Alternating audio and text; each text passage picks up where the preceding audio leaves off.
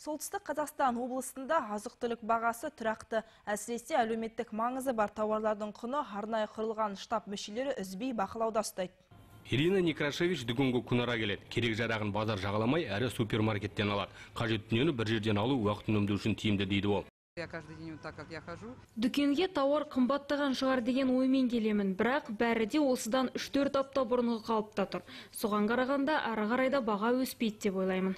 Алғашқыда елең алаңды пайдаланып, кейбір кәсіпкерлер азық-түлік бағасын көтергенмен, жергілікті билік өкілдері араласып қайта қалпына келген болатын. Ал соңғы күндері дүкен сөрелерінде қант болмай қалды деген қауесет тарады.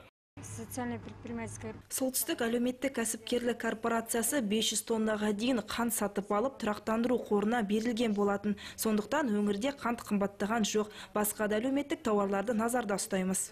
Қазіргі таңда облыстағы 1000-ға жуық сауда орнындағы бағаға күн сайын мониторинг жүргізіледі. Тұрғындардың өздері де штаб жанындағы тікелей желіге хабарласып, негізсіз қымбаттатқан дүкен иелерінің үстінен шағымдан алады. Осының арқасында өңірде баға тұрақты болып тұр. Саңдық Сәбитұлы, Төлеген Бейсенбаев, ақпарат.